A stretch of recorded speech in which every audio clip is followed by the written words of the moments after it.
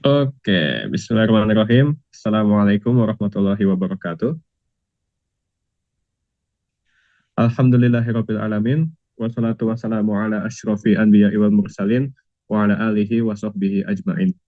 Asyhadu an la ilaha illallah wahdahu la syarikalah wa asyhadu anna Muhammadan abduhu wa rasuluhu la nabiyya wa la rasula ba'da. Rabbi syrah li sadri wa yassir li amri wahlul 'uqdatam min lisani yafqahu qawli. Rabbana zidna ilman warzuqna fahman birahmatika ya arhamar rahimin. Alhamdulillah rabbil alamin, segala puji, puja dan syukur kita panjatkan kepada Tuhan kita bersama dan satu-satunya Tuhan yang hak, yaitu Allah Subhanahu wa taala yang telah memberikan kita nikmat di penghujung Ramadan ini untuk senantiasa istiqomah taat kepadanya, senantiasa istiqomah dalam menjalankan syariatnya, dan kita juga bersyukur kepada Allah karena Allah telah menganugerahkan kita sebuah semangat semangat untuk tetap thalabul ilmi, mencari ilmu dan berbagi ilmu yang kita dapatkan. Dan pada kesempatan subuh ini, insya Allah kita akan membahas sebuah hal mengenai identitas kita, mengenai sejarah kita, yang memang sepertinya ini agak remeh, agak eh, tidak penting gitu ya secara sekilas. Tapi sebenarnya ketika kita menelusuri lebih dalam tema Daulah Jawiyah atau Diyarul Jawi, negeri Jawi, yang merupakan penyebutan nama bagi negeri kita dulu. Tapi kalau sekarang ini kan nggak digunakan. Istilah Jawi itu seolah-olah lebih diasosiasikan kepada Jawa, dalam artian sebatas Pulau Jawa.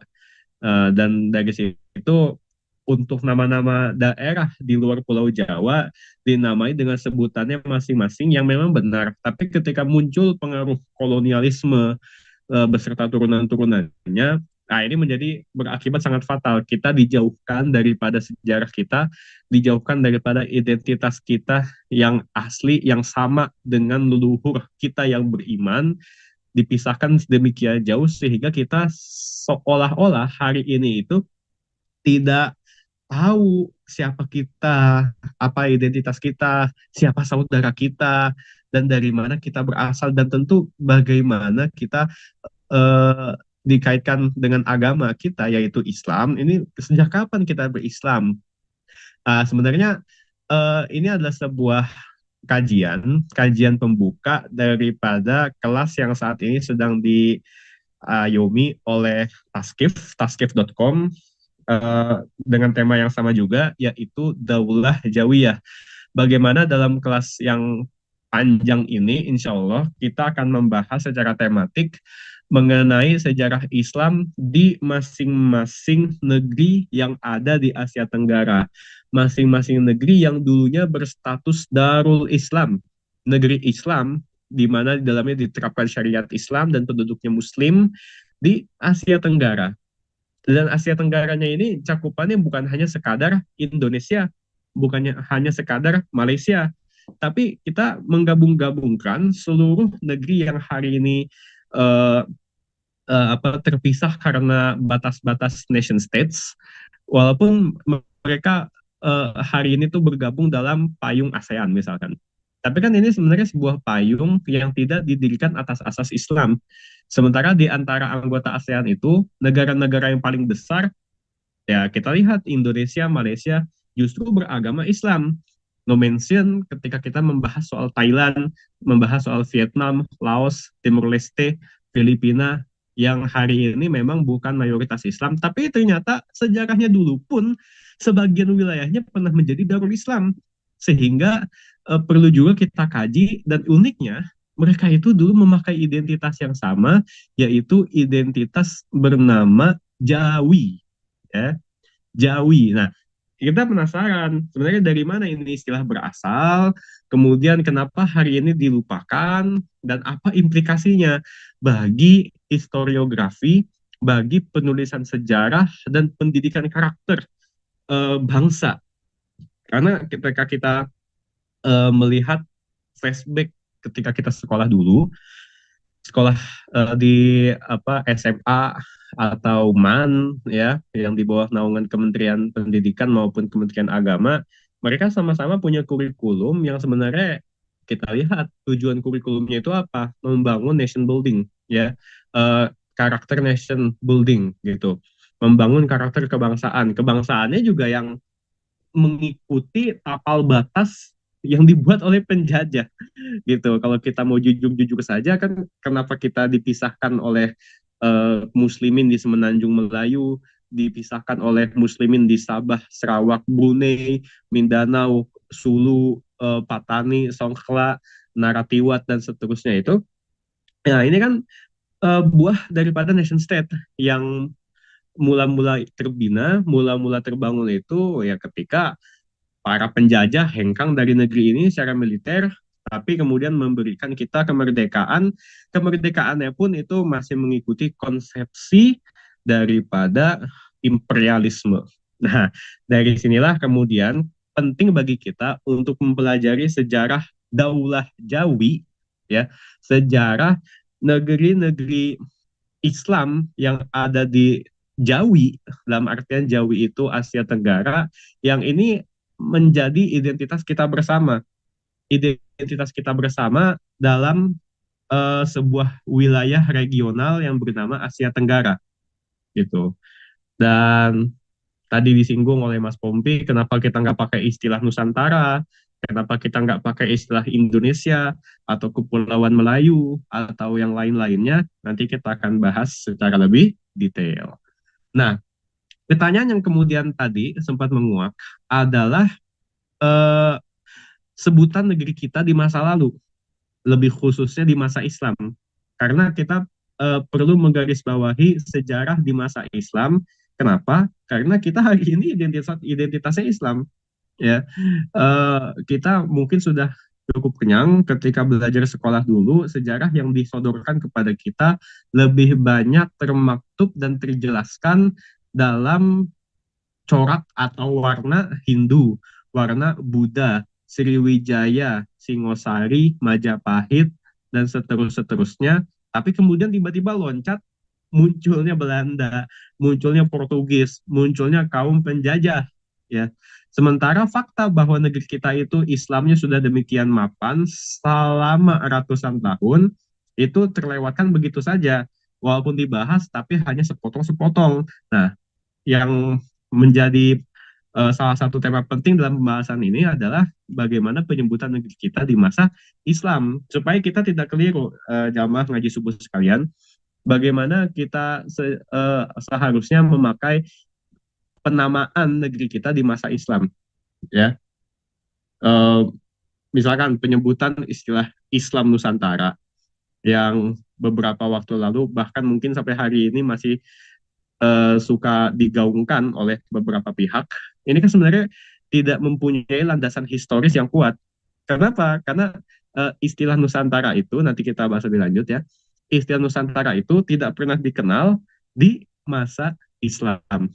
Ya, justru orang-orang Islam di negeri kita di masa Islam itu berjaya, belum dimasuki oleh penjajahan, menyebut diri mereka itu berasal dari Diyarul Jawiyah, ya, negeri negeri Jawi atau Biladul Jawi, negeri Jawi, ya. Nah, kita lihat apa sebutan negeri kita di masa lalu. Kalau kita misalkan melihat apakah dulu negeri kita dinamakan Indonesia, apakah Indonesia itu merupakan sebuah harga mati? Nah, kan sebenarnya ini adalah sebuah hal yang cukup mengada-ada. Kenapa? Karena nama Indonesia itu baru muncul tahun 1850.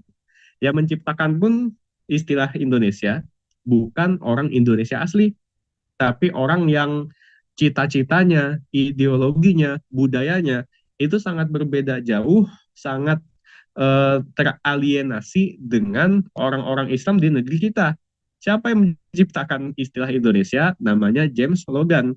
Dia itu orang Inggris, lebih tepatnya dari Skotlandia, dan dia itu memang pekerjaan profesinya menjadi seorang etnolog, seorang peneliti etnis dari ilmu sosial yang ada di Inggris. Nah, dia menciptakan sebuah istilah untuk menyebut negeri kita yang saat itu dilihat James Logan dijajah oleh Belanda. Nah, dia menamakan negeri kita dengan nama Indonesia merupakan campuran dari dua kata. Indo itu berasal dari kata Indos. Indos itu adalah sungai Indus. Ya, sungai Indus itu kan sekarang ada di Pakistan dan dia itu memang menjadi sumber peradaban dari masa sebelum Masehi bagi bangsa India.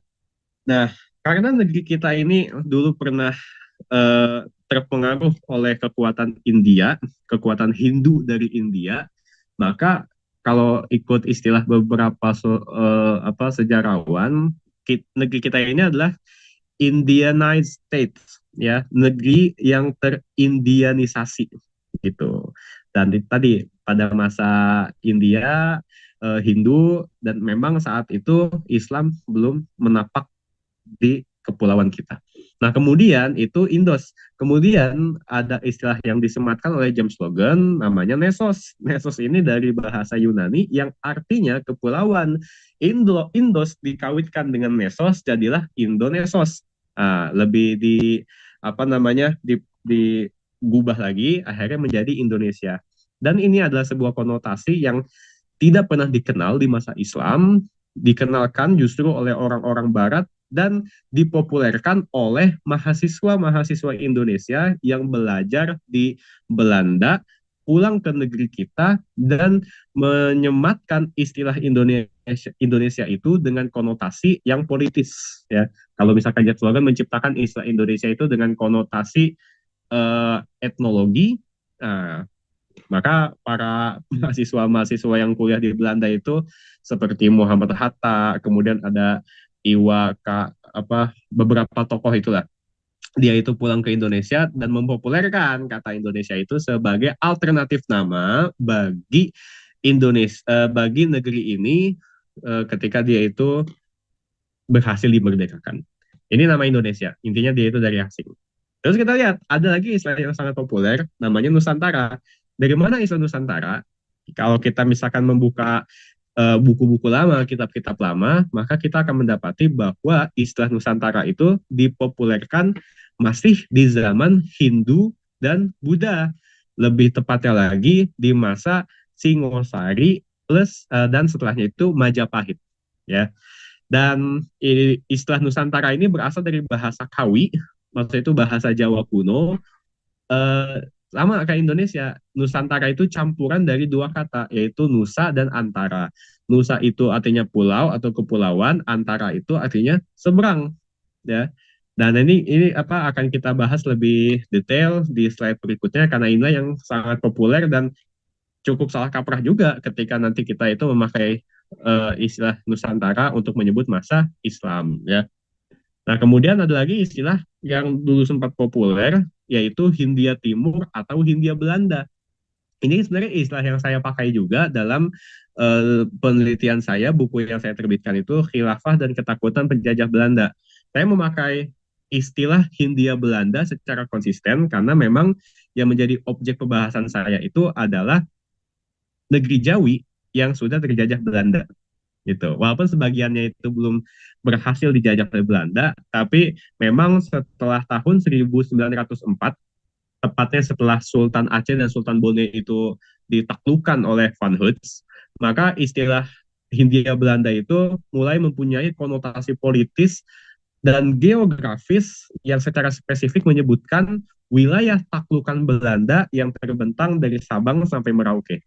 Nah, nah kita lihat ya, lahir istilah Hindia Timur atau Hindia Belanda itu lahir dari imaji kolonialisme kesatuan Asia Tenggara yang spesifiknya itu dikuasai oleh Belanda. Maka Asia Tenggara, Darul Islam di Asia Tenggara yang tidak dikuasai Belanda itu tidak disebut sebagai Hindia Belanda atau Hindia Timur. Disebutnya sebagai apa? Ya, yang dijajah Inggris disebutnya sebagai British Melayu, ya. Yang dijajah Inggris di Semenanjung maupun di Kalimantan Utara itu tadi dengan sebutan British Melayu dan seterusnya. Nah, ada lagi istilah negeri bawah angin. Nah, ini negeri bawah angin ini adalah istilah yang populer di kalangan kaum muslimin, baik kaum muslimin di negeri kita sendiri di negeri Jawi, Asia Tenggara, maupun kaum muslimin dari Arab maupun Persia. Nah, kalau orang-orang Arab itu menyebut bawah angin itu dengan bahasa Arab yaitu tahta rish. Tahta itu di bawah, rish, arish itu angin, di bawah angin. Dan ini juga termasuk istilah yang digunakan oleh orang-orang Utsmani ketika Sultan Selim kedua, anaknya Sultan Sulaiman Konuni itu menyebutkan Sultan Aceh yang telah berkorespondensi kepada Utsmani sebelumnya, maka Sultan Utsmani itu Selim kedua menyebut Sultan Aceh dengan sebutan Fakhri Hakim Sultan, ya, penguasa kesultanan yang berada di bawah angin. Nah, orang-orang Persia tentu menggunakan bahasa Persia yang agak berbeda dengan bahasa Arab. Eh, untuk menyebut istilah bawah angin itu sebutnya zirbadat ya kalau orang Persia. Nah, tapi intinya mereka itu semua sama menyebut diri kita di bawah angin. Maksudnya apa sih di bawah angin? Bawah angin itu kan gini. Kalau kita melihat peta, ya peta kita itu kan eh, apa namanya secara secara vertikal dia itu kan dipisahkan oleh garis khatulistiwa. Nah, garis khatulistiwa itu yang sebelah utara disebut sebagai negeri atas angin, di mana angin itu berlayar ke arah utara, ke arah atas. Ya, kalau kita mau berlayar pergi haji ke Mekah, ke Istanbul, ke Mesir, ke Kairo, maka kita menaiki atau apa menaiki kapal yang dia itu ditiup oleh angin yang bergerak ke arah utara alias ke atas angin gitu, ke atas angin. Nah, itu kalau kita mau ke Arab. Kalau orang Arab mau ke negeri kita, maka dia harus mencari angin yang bergerak yang tertiup ke arah selatan. Nah, kalau di peta itu kan selatan itu di bawah. Makanya disebut sebagai bawah angin gitu. Itu sejarahnya. Ketika dulu yang namanya transportasi laut masih sangat mengandalkan angin ya. Semenjak ditemukannya mesin uap ya, itu istilah-istilah kayak tadi mulai tidak populer, tapi tetap dikenal dalam sejarah.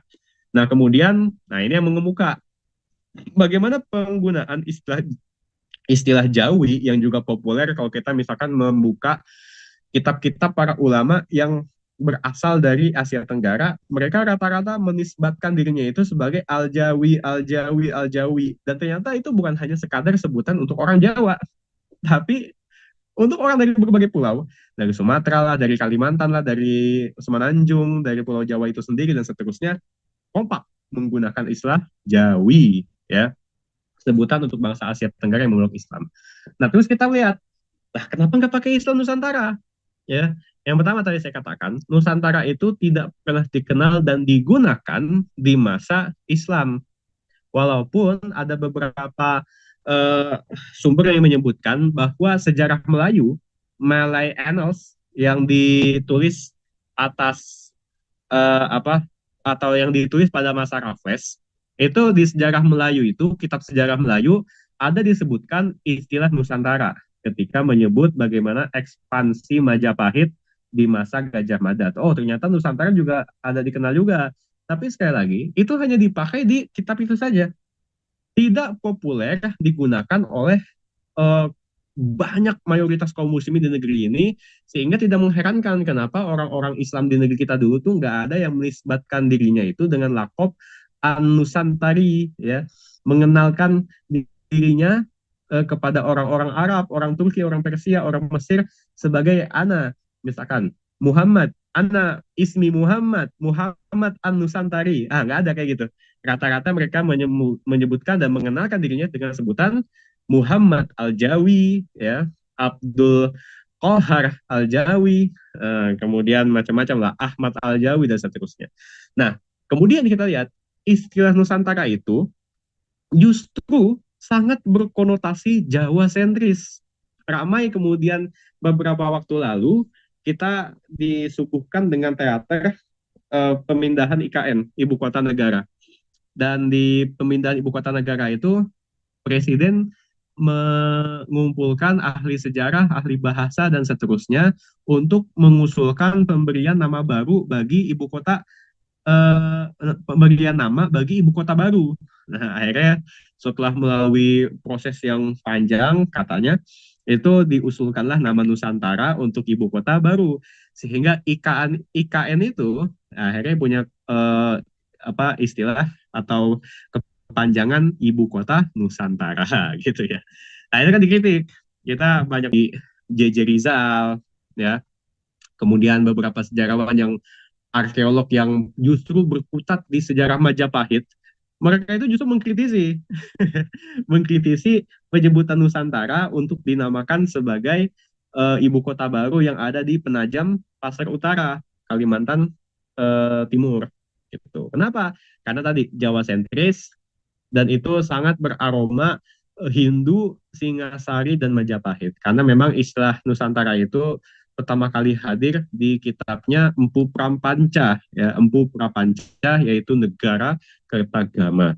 Nah, konsep hegemoni hierarkis Hindu Majapahit yang setelah yang berkuasa setelah Singasari, kan kita melihat bahwa mereka itu membagi wilayah atau mandala yang ada di bawah taklukannya itu dengan 3 level. Yang pertama negara agung.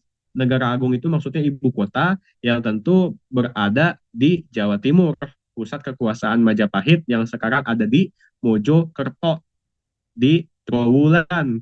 Nah, itu adalah ibu kota. Ada juga mancanegara.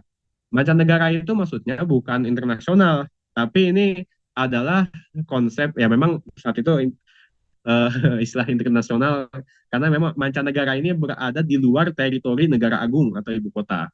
Nah, itu daerah perbatasan sempadan ya, yaitu Madura, Bali, Tanah Sunda, Priangan sampai ke Sumatera bagian selatan, khususnya Lampung dan Palembang itu disebut sebagai mancanegara.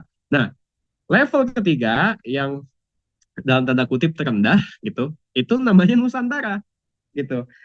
Nusantara itu tadi kita sebutkan di slide sebelumnya, artinya adalah pulau lain, kepulauan seberang yang ada di luar Pulau Jawa. Jadi memang ini sangat Jawa sentris ketika orang Majapahit mengatakan Nusantara, ya berarti maksudnya itu ada di luar Jawa, ada di luar kita gitu, dan itu bukan bagian dari kita. Dan ini adalah bagaimana orang-orang Majapahit itu merepresentasikan cara pandang kejawaannya, primordialismenya, kejayaan atas suku dan hegemoni kerajaannya untuk suku-suku atau kerajaan-kerajaan taklukan yang ada di Pulau Jawa. Nah, justru ini eh, tadi tidak egaliter gitu ya, istilah Nusantara ini. Nah, terus sekarang saya bertanya-tanya, apa istilah yang lebih dekat ke sudut pandang budaya Islam? Nah, ini kan sebenarnya ada dua yang mengerucut. Ada Melayu, ada juga Jawi. Kenapa kita menyebutkan Melayu? Karena memang eh, dalam sejarah kita ya, jamaah ngaji subuh sekalian, istilah masuk Melayu adalah asosiasi untuk masuk Islam. Jadi kalau ada misalkan orang Cina, dia kemudian alhamdulillah mendapatkan hidayah dari Allah untuk memeluk Islam. Kemudian dia mengucapkan syahadatain, berkalimat syahadat, dia mengikrarkan diri sebagai muslim dan dinobatkan sebagai orang yang mu'allafati qulubuhum ya. Mu'allafati qulubihim itu orang yang mu'allaf hatinya, orang yang dilembutkan hatinya, maka orang tuh saat itu tidak atau menyebut mereka selain sebagai masuk Islam, itu juga sebagai masuk Melayu sehingga dikonotasikan bahwa Melayu adalah Islam, Islam adalah Melayu. Ya, itu juga sama untuk kasus Jawi. Orang menyebut masuk Jawi itu artinya tuh masuk Islam di zaman Islam ya. Di kita garis bawahi. Tapi Yunzor, kita perhatikan. Ternyata istilah Melayu, ikhwanul afatillah sekalian, itu eh, tidak digunakan secara umum untuk beberapa daerah bagi penyebutan orang yang masuk Islam. Nah, kata Anthony Reid, saya baca dalam tulisannya, justru orang-orang yang ada di Ambon, di Maluku, dan di Minahasa, di Sulawesi Utara, menyebutkan istilah masuk Melayu itu artinya adalah masuk Kristen. Ya, masuk Kristen gitu. Kenapa? Karena memang para misionaris yang dibiayai sponsori oleh penjajah, baik Portugis maupun Belanda, ketika mereka itu menyebarkan misinya, menyebarkan misi Kristennya di daerah-daerah yang masih menganut agama lama sebelum Islam, mereka ini menyampaikan pesan-pesan Kristus, ya, pesan-pesan Injil itu dengan bahasa Melayu. Karena memang Melayu itu saat itu menjadi lingua franca, menjadi bahasa yang dipakai secara bersama-sama untuk seantero wilayah Asia Tenggara. Sehingga apa? Masuk Melayu, kata Reid, came to mean becoming Christian in some parts of Eastern Indonesia. Jadi masuk Melayu itu justru artinya masuk Kristen ya di sebagian wilayah timur Indonesia. Nah, kemudian ditambahkan Jawi lack of ambiguity partly stems from its probable origins in Arabic and Muslim usage ya.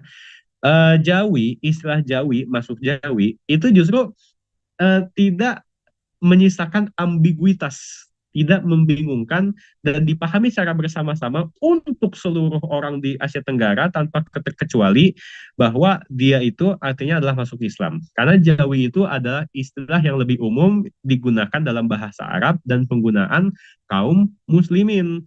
Sehingga ditambahkan oleh Michael Lavan, seorang peneliti dari Australia, katanya gini, Jawi was both a pan-ethnic ascription. Jawi itu adalah sebuah persatuan etnik, ya, etnik ini dalam artian tuh etnis bangsa Asia Tenggara, ya, Asia Tenggara secara regional, tidak dikhususkan untuk suku tertentu, entah itu suku Melayu, Aceh atau Jawa dan seterusnya, tapi regional se Asia Tenggara. Yang ascription penentuan sebabnya used by Arabic speaking outsiders. Nah, eh, digunakan oleh orang-orang Arab, ya, orang-orang yang berbicara bahasa Arab dari luar. Nah, tapi kemudian cognizance of the importance of Java in the 13th and 14th century and an Islamic cultural for insiders. Nah, tapi kemudian secara sadar itu dipahami bahwa kepentingan penggunaan istilah Jawi itu mendapat konotasi kebudayaan Islam, ya, worldview Islam bagi orang-orang lokal gitu. Jadi apa? Kalau misalkan saya mau mentarjih mana yang lebih afsoh antara istilah Melayu atau istilah Jawi, maka Jawi adalah jawabannya.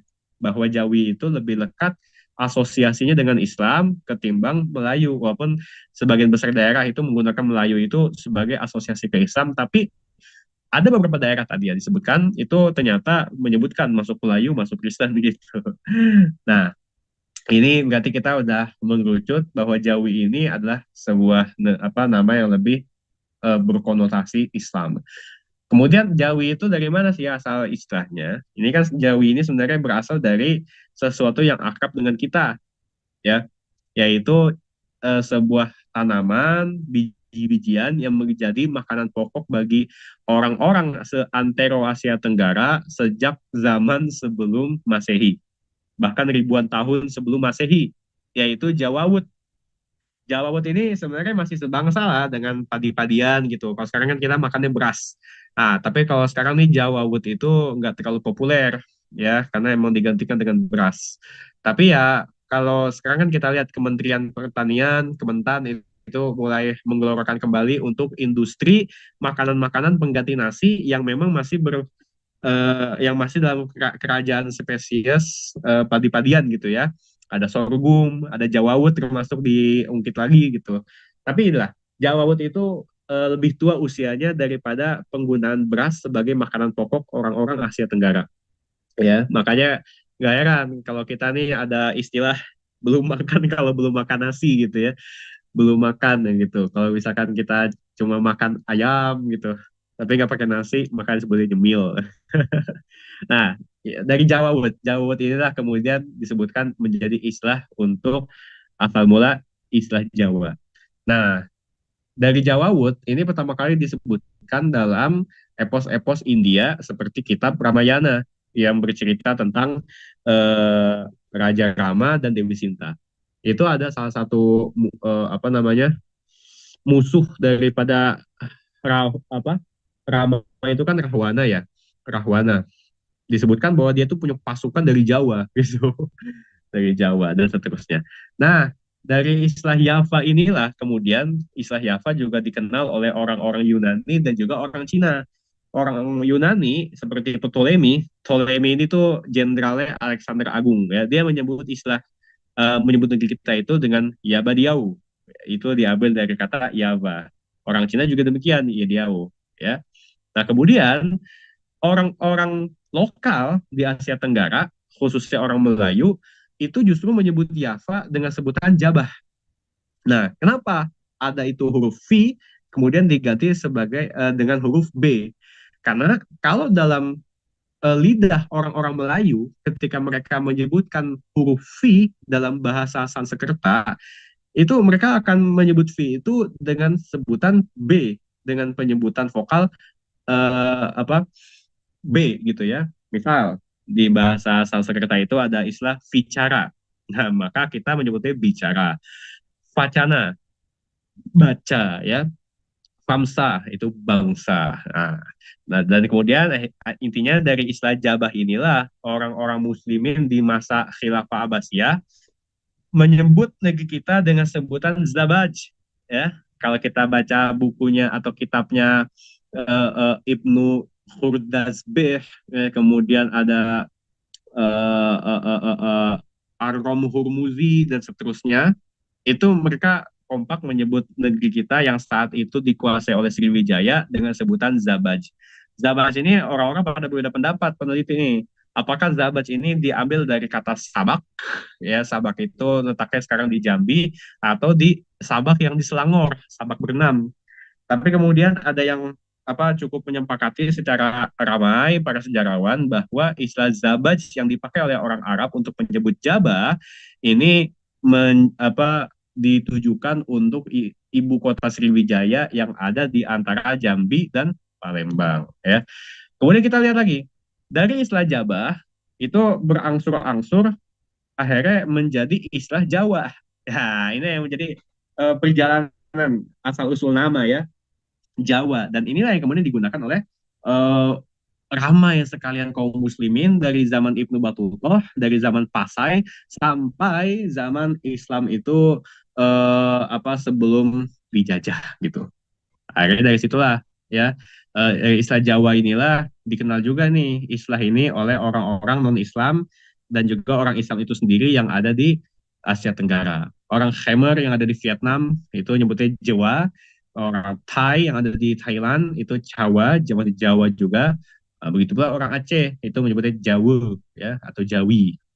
Nah, akhirnya dari istilah Jawa itu menjadi Al-Jawi yang berkonotasi punya pengaruh daripada Islam. Walaupun memang untuk kasus Minangkabau kita lihat Jawi itu dalam bahasa Minang artinya sapi. Saya waktu ngisi di Bukit Tinggi itu orang-orang pada ketawa saya nyebut Jawi Jawi Jawi Jawi. Maksudnya apa? Sapi Jawi itu kalau di Minang ya. Itu bahasa Minang sapi itu Jawi. Makanya di sana itu ada terkenal namanya pacu Jawi. Itu mirip kayak karapan sapi lah kalau di Madura. Nah, tapi gini, walaupun memang bahasa Minang sapi itu Jawi, orang Minang sendiri pun juga menyebut dirinya itu ketika berinteraksi dengan orang luar dengan sebutan Al-Jawi. Ya, kita mengenal lah Ahmad Khotib Al-Minangkabau. Kemudian Syekh Ismail Al-Khalidi. Mereka semua itu punya nisbah di akhirnya tetap Al-Jawi. Bukan berarti mereka itu anak sapi, tapi mereka itu berasal dari negeri Jawi ya. Dan kita lihat istilah Jawi ini tuh ramai sekali digunakan oleh kaum muslimin di Asia Tenggara ini untuk menyebut bangsa kita yang memang ini berasal dari politik bahasa. Politik bahasa kaum muslimin sebagai apa namanya sebagai wasilah mereka untuk menyebarkan Islam. Kita misalkan melihat tulisan daripada Syekh Nuruddin Ar-Raniri yang wafat tahun 1658. Dalam sebuah manuskrip yang dipunyai oleh kawan saya di Aceh, disebutkan begini, Waqad faragal faqir ilallahi ta'ala Syekh Nuruddin Muhammad Jailani harus itu ya. Jailani Ibnu Ali Ibnu Hasanji Ibnu Muhammad Hamid Ar-Rani Risaknan wa Syafi'i mazhaban jama' hadal ahadits Nabi sallallahu alaihi wasallam wa tarjamaha bi kalam Sumatrah. Ya. Seorang fakir al-fakir ilallah yakni Syekh Nuruddin Muhammad Jailani bin Ali bin Hasanji bin Muhammad Hamid Ar-Rani dari Rander. Rander itu di India. Rander itu asalnya, makanya disebut Ar-Raniri, mazhabnya adalah Syafi'i. Beliau telah selesai mengumpulkan jamaah ahadisun Nabi, hadis-hadis Nabi Shallallahu Alaihi Wasallam, dan tarjamaah menerjemahkan hadis-hadis Nabi yang dalam bahasa Arab itu bikalami Sumatrah, dengan bahasa Sumatera. Kenapa kan di sini disebut Sumatera? Ya, karena ternyata gini teman-teman sekalian, yang menjadi istilah Syekh Nuruddin Ar-Raniri itu sebagai bahasa Sumatera, maksudnya adalah bahasa Jawi. Dan kita melihat bahwa sebenarnya Sumatera ini bukan untuk menyebut keseluruhan Pulau Sumatera dari Aceh sampai Lampung, tapi lebih khusus untuk menyebut Bandar Sumatera. Bandar Sumatera itu hari ini dikenal dengan nama administratif Kecamatan Samudra. Sekarang ada di Lok Semawe dan dulu menjadi pusat pemerintahan Kesultanan Sumatera Pasai. Nah, inilah kemudian kita melihat peran penting daripada Kesultanan Pasai dalam menyebarkan Islam dan menggunakan bahasa Jawi. Bahasa Jawi itu bahasa Melayu dengan aksara Arab dengan sebagai wasilah mereka menyebarkan Islam. Dan ini ada juga nih perkataan dari Syekh Abdul Rauf Asingkili, masih dari Aceh, dan ini dia tuliskan dalam bahasa Jawi, sebuah kutipan dari kitab beliau, judulnya Mir'atut Tullab fi Tashili Ma'rifatil Ahkam Syar'iyyah lil Malikil Wahhab. Nah, itu saya tulis di slide, itu bukan bahasa Arab, ya, tapi bahasa Melayu beraksara Jawi yang disebut sebagai bahasa Jawi, gitu ya. Sorry, apa namanya, bahasa Melayu dengan huruf Arab maksud saya tadi. Nah itu kalau misalkan dibaca kan jelas tuh. Maka bahwasanya, saya nggak lihat yang Latin ya. Maka bahwasanya yang maha mulia itu telah bersabda kepadaku daripada sangat lebay akan agama Rasulullah bahwa kukarang baginya sebuah kitab dengan bahasa Jawi yang dibangsakan kepada bahasa Pasai. Itu kata Syekh Abdul Rauf Asingkili. Jadi katanya bahasa Jawi yang dibangsakan kepada Pasai. Berarti apa? Yang menjadi pelopor dari penggunaan bahasa Jawi ini, bahasa Melayu dengan huruf Arab, itu adalah Pasai. Kesultanan Pasai yang didirikan oleh Sultan Malikus Soleh. Ini beliau luar biasa rahimahullah ta'ala. Orang yang sangat berpengaruh dalam Islamisasi seluruh Asia Tenggara. Nah, jadi inilah yang kemudian disebutkan oleh Abdul Rauf Asingkili, ulama Aceh yang sangat luar biasa, tentang bahasa Jawi yang dibangsakan kepada bahasa Pasai. Ini awal bermulanya. Dan ketika kita melihat catatan yang lebih tua lagi dari Ibnu Battutah, maka Ibnu Battutah juga menyebutkan Pasai itu dengan istilah geografi Islam yang dinisbatkan kepada Jawa atau Jawi.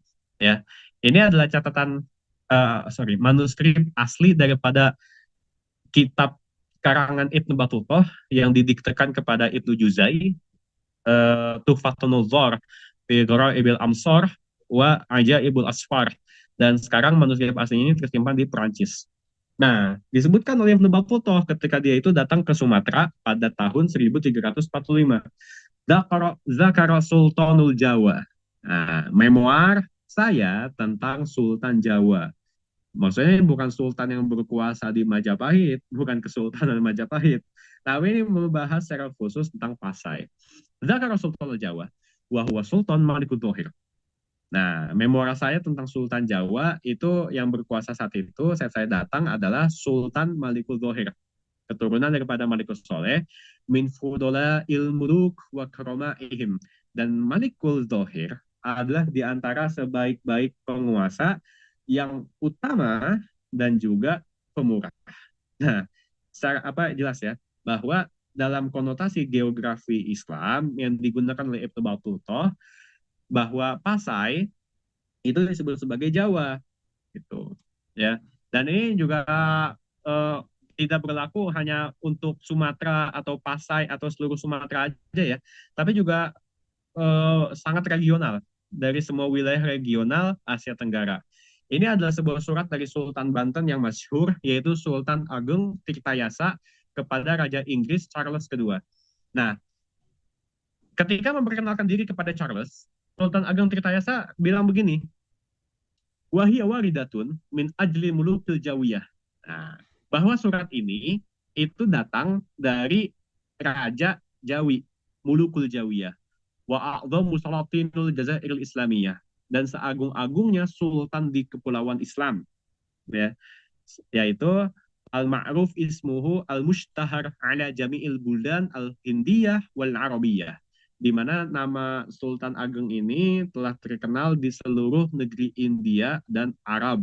Nah, tadi kita lihat di penyebutan Mulukul Jawiyah. Dan ini adalah sebuah istilah yang memang digunakan juga di Banten. Gitu. Banten itu bagian dari Pulau Jawa. Tapi istilah Jawi ini juga digunakan di Sumatera. Gitu. Jadi ini intinya saya mau katakan lebih egaliter dibanding istilah Melayu atau istilah Nusantara apalagi gitu ya. Lebih egaliter istilah Jawi di masa Islam. Gitu. Ada lagi nih surat dari Kedah. Nah, ini untuk teman-teman di Malaysia ini ya, di daerah Kedah, bahwa Sultan Kedah, salah satu Sultan Kedah namanya Sultan Ahmad Tajuddin, itu pernah menulis surat kepada Khalifah Mahmud kedua dari Khilafah Utsmani pada tahun 1824, dan dia bilang begini ketika memperkenalkan dirinya, ini kuntu sultanun fi baladin min buldanil Jawa. Saya adalah seorang sultan dari salah satu negeri Jawa. Wahia tahta khotul istiwa, dan dia berada di bawah garis khotul istiwa. Baldah tusamma Qadah wahiyalana min qadimiz zaman. Sebuah negeri yang dinamai Kedah yang kami miliki sejak zaman lampau. Bahkan istilah Jawa ini itu bukan hanya berlaku bagi kepulauan ya, bagi Asia Tenggara kepulauan, tapi juga berlaku bagi Asia Tenggara daratan. Dalam kasus ini adalah Kedah ya, yang berbatasan dengan Siam, berbatasan dengan Thailand atau Myanmar, itu masih disebut sebagai Jawa atau Jawi gitu. Nah, kita kembali lagi ke Aceh. Ini adalah surat beliau yang sangat terkenal, Sultan Aceh, Sultan Mansur Shah, yang berbahasa Jawi, dan dia bilang begini ketika memperkenalkan keberasalan dirinya dari mana kepada Khalifah Utsmaniyah Abdul Majid pertama. Nah, ini tulisan Arab yang saya masukkan di sini lagi-lagi bukan bahasa Arab, tapi bahasa Jawi, ya, bahasa Melayu beraksara Arab. Nah, ini disebutkan oleh Sultan Mansur Shah kepada Khalifah, dahulu negeri Jawi sekaliannya orang muslimin dan kuatlah dengan berbuat ibadah dan tetaplah agama Islam dan senanglah kehidupan segala orang fakir dan miskin dan lainnya. Nah, itu kata Sultan Mansur Shah kepada Sultan Utsmani. Dia secara terang-benerang menyebut negeri Jawi. Dan negeri Jawi yang dia maksud itu bukan hanya sekadar Aceh belaka, tapi mencakup seluruh Sumatera, Pulau Sumatera, Semenanjung Melayu yang sekarang menjadi bagian Malaysia, Pulau Jawa, Kalimantan, sampai ke Maluku daerah timur, ya. Dan kita melihat bagaimana nisbah al-Jawi ini digunakan oleh ulama dari berbagai negeri. Misalkan yang ini adalah cap dari seorang ulama Minangkabau, Asirul Khotoya wal Musawi Ismail ibn Abdullah al-Khalidi al-Jawi, hafallahu anhuma. Jadi ini beliau nih asalnya lahir dari Simabur, ya, dekat tanah datar di Minangkabau. Nah, dia juga menyebutkan dirinya sebagai Al-Jawi. Nah, kemudian di sampingnya ini, di bawahnya, sorry. Ini ada seorang ulama di Mekah namanya Abdul Ghani bin Muhammad Zain Jawi. Nah, ini dicapai ada tulisan kalau dia itu berasal dari Banten. Termasuk ulama dari Sumbawa. dari Nusa Tenggara Barat, NTB. Ini ada namanya Ibrahim bin Wuddin Al-Jawi Afallahu anhu. Nah, dia ini adalah seorang ulama sangat terkenal, footnote kaligrafer, eh, asal Sumbawa, dan tadi dia menyebut dirinya Al-Jawi. Di bawahnya lagi kita lihat ini ada ulama dari Kalimantan Barat, nah, dari Sambas yang bersepadan dengan Kucing ya di Sarawak, namanya adalah Ahmad Khotib Ibni Abdul Ghaffar Sambas Al-Jawi Kalimantan ya. Di atasnya Muhammad Aid bin Said Jawi Palembang, itu tetap disebut sebagai Jawa. Di bawahnya lagi ini dari Batavia ini ya, dari sebuah kota yang saat itu menjadi pusat kolonialisme, tetap dikategorikan sebagai Jawi. Ini ulamanya namanya Muhammad Ali bin Abdullah Batawi Al-Jawi ya. Nah, termasuk yang di sampingnya itu paling akhir eh, Ahmad Syuaib Simpang Al-Jawi Selangor. Itu saya agak rumit bacanya, nanti dicek lagi lah. Tapi intinya dia tuh berasal dari Selangor dan dia tetap menyebut Selangor sebagai Al-Jawi ya. Sehingga dari sini jamaah subuh yang dirahmati Allah Subhanahu wa taala disebutkan oleh Syekh Naqib Al-Atas dalam buku beliau Islam dalam Sejarah dan Kebudayaan Melayu, bahwa konsep Jawi yang merangkumkan berbagai bangsa itu sebagai satu berdasarkan penyatu paduan bahasa Melayu sebagai bahasa umum, maksudnya bahasa Jawi ya, melalui alat tulisan yang sama yang terdapat di mana-mana, sampai ke Ternate, sampai ke Tidore, sampai ke daerah Papua, bagian kepala burung, kemudian sampai ke tadi daerah Nusa Tenggara, entah itu Sumbawa, entah itu Bima, Dompu, ya Sumba dan seterusnya. Mereka itu memakai bahasa yang sama yang menjadi lingua franca, dan itu sangat diciri kaitkan dengan Islam, sehingga unsur kebudayaan ini yang menggerakkan proses sejarah ke arah pemupukan paham kebangsaan. Nah, maksud saya takib atas paham kebangsaan ini maksudnya apa? Maksudnya tuh kebangsaan dalam naungan Islam ya, bukan kebangsaan dalam naungan kolonialisme yang ada penyekatan antar nation state. Tapi ini kebangsaan dalam Islam, di mana kebangsaan ini maksudnya adalah orang-orang Islam yang berada di Darul Islam ya, yang pernah eksis di negeri Jawi tanpa campur tangan kolonialisme. Nah, dilanjutkan oleh beliau, perubahan nasib sejarah Kepulauan Melayu Indonesia, maksudnya negeri Jawi ini, di zaman sebelum Islam itu lebih nyata lagi perbandingannya dengan zaman sesudah Islam, dengan timbulnya dua unsur penting yang kemudiannya menjadi dasar bagi terjadinya semangat dan pahaman kebangsaan. Tadi saya garis bawahi lagi, pahaman kebangsaan ini maksudnya itu bukan nasionalisme, tapi lebih ke arah kebangsaan Jawi sebagai bangsa Islam. Dua faktor, apa itu? Timbulnya satu agama, yaitu Islam, dan tersebar luasnya satu bahasa, yakni bahasa Jawi, bagi seluruh kaum muslimin yang ada di Asia Tenggara. Tanpa dia memandang dari Jawa kah, atau dari Sumatera kah, atau dari Patani kah, atau dari Mindanao kah, dan seterusnya, mereka adalah bangsa Jawi. Dan Jawi erat kaitannya dengan Islam. Ya, sehingga kita melihat tidak pernah dikenal istilah Nusantara atau Indonesia atau Thailand atau Malaysia di negeri ini pada zaman Islam. Para jamaah ngaji subuh yang dirahmati Allah ya. Nusantara itu kita lihat itu pengaruh nativisasi. Kan gini, di zaman Islam itu nggak pernah dikenal istilah Nusantara. Lah kok sekarang tiba-tiba sangat populer ya. Sampai saya bikin sama teman-teman itu film Jejak Khilafah di Nusantara, masih harus menyerah dengan kata Nusantara karena menimbang popularitasnya gitu ya.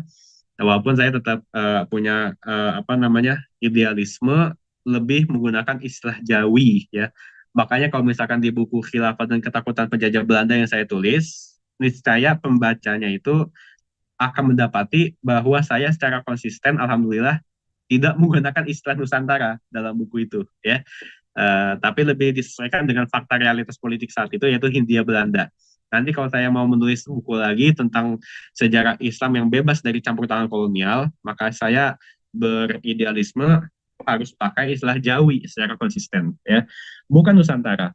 Nusantara itu pengaruh nativisasi yang dipopulerkan oleh Ki Hajar Dewantara ya tahun 1920-an.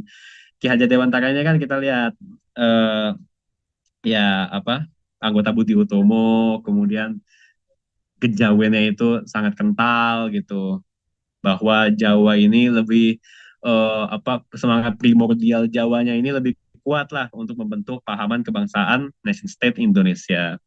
Walaupun usulnya nggak dipakai oleh Soekarno ya. Soekarno lebih milih istilah Indonesia. Tapi untuk istilah tempo dulu dalam melihat sejarah Indonesia masa lalu tetap dipakai istilah Nusantara. Tapi lagi-lagi, ini adalah istilah nativisasi yang aslinya berasal dari sakofah asing Islam ya. Sakofah yang asing dari Islam yaitu sakofah Hindu dan Buddha, tepatnya di zaman Singasari dan Majapahit. Indonesia, Malaysia, nah, jelas lah ini pengaruh nasionalisme ya. Pengaruh nasionalisme Indonesia itu eh, tadi diciptakan oleh James Logan dan dipopulerkan oleh para nasionalis ya, yang tentu itu berasal dari didikan barat, didikan Belanda, dan mereka itu mengkonotasikan Indonesia itu sebagai sebuah wilayah yang terbentang dari Sabang sampai Merauke. Batas-batas yang diciptakan oleh penjajah kolonial Belanda. Mereka tidak eh, mereka tidak mau memasukkan apa namanya Sabah, Sarawak atau Semenanjung ke bagian teritori Indonesia karena itu bukan bagian daripada jajahan Belanda. Memang sempat dibahas dalam sidang BPUPKI. Kalau misalkan orang-orang Sabah, Sarawak tuh mau masuk wilayah Indonesia, ya silakan. Tapi itu tergantung mereka, nggak diperjuangkan gitu loh. Ya, kenapa? Karena mereka itu di bawah otoritas Inggris gitu. Nggak ada semangat pembebasan atau futuhat lah bagi orang-orang nasionalis itu. Nah, kemudian Thailand. Nah, kenapa saya sebut Thailand sini? Karena sekarang kita menyebut Patani itu sebagai Muslim Thailand. Padahal mereka itu bukan orang Thai secara etnik, tapi mereka itu orang Melayu. Hampir nggak ada bedanya dengan orang Kelantan, dengan orang Perlis, ya, sama orang sebagian orang Terengganu, orang Patani itu Melayu, Melayu, Melayu yang Islam, bukan orang Thai, ya. Tapi sekarang disebut Thailand, karena apa? Karena wilayah Patani dan seantero negeri-negeri di Thailand Selatan itu kan memang dijajah oleh Siam, Singgora atau bahasa Thainya itu Songkhla, kemudian tadi Patani, Patani dan beberapa daerah lain gitu ya, Yala gitu dan seterusnya itu dijajah oleh Siam, oleh Bangkok sehingga saya tulis tuh Thailand itu pengaruh kolonialisme. Padahal Patani itu bukan negeri Thai, tapi negeri Melayu atau negeri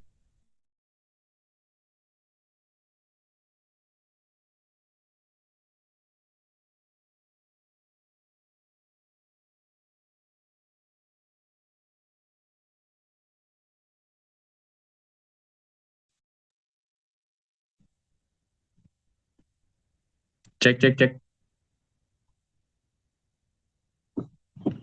berhenti saya ya. Oh lanjut ya. Nah, ini khulasoh, kesimpulan teman apa ikhwan alhamdulillah sekalian. Di sini saya ingin menekankan bahwa Jawi adalah bagian dari dunia Islam yang global, dari Darul Islam internasional tanpa membedakan nation mereka masing-masing. Walaupun kenyataan bangsa, kebangsaan itu tetap berlaku karena memang itu adalah sunatullah ya. Bahwasanya Allah itu menciptakan beragam manusia dalam suku bangsa, ras dan seterusnya itu litarofu untuk mereka itu saling mengenal ya. Tapi gini, bangsa-bangsa itu dilebur semuanya dalam sebuah mafahim, makoyis, dan konaat Islam. Pemahaman, perasaan, dan eh, konaahnya itu kepada Islam. Entah dia itu bangsa Arab ya atau bangsa Turki yang dikuasai oleh Utsmani, bangsa Parsi, Persia atau orang-orang Urdu ya, orang India yang memakai bahasa Urdu, dan termasuk negeri kita Jawi.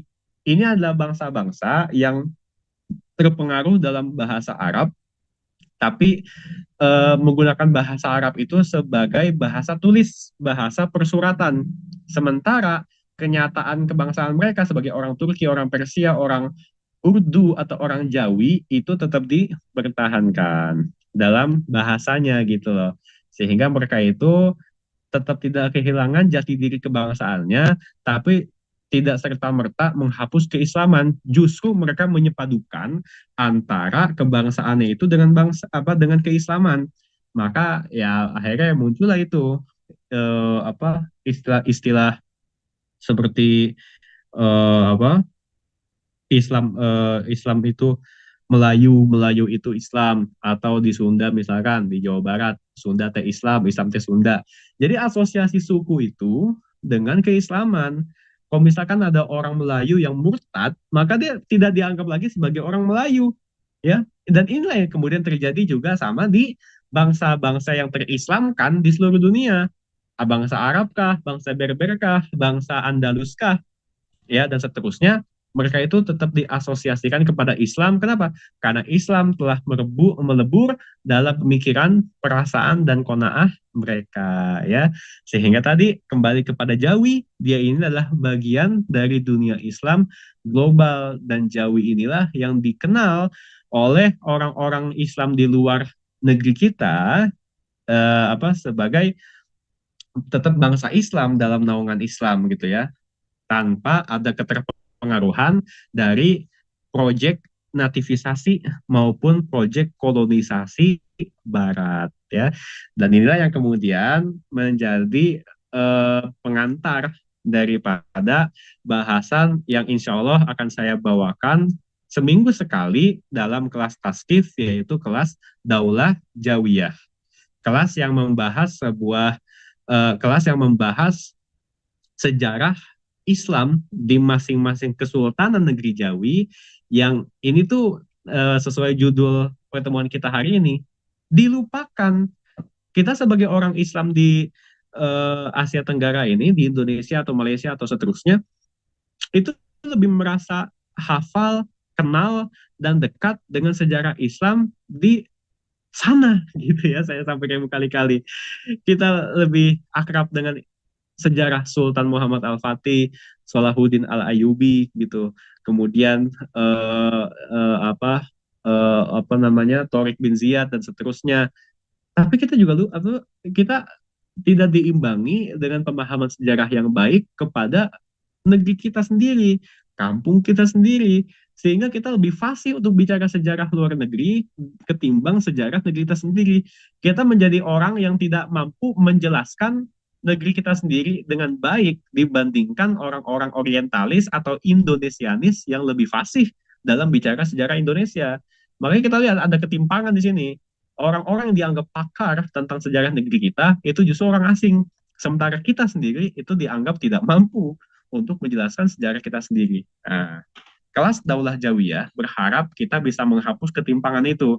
Kita tetap tidak bisa melupakan Sultan Muhammad Al-Fatih, Sulaiman Al-Qanuni, Tariq bin Ziyad, Musa bin Nusair, atau Khalifah Umar bin Abdul Aziz, para sahabat dan seterusnya, terutama Rasulullah Shallallahu Alaihi Wasallam.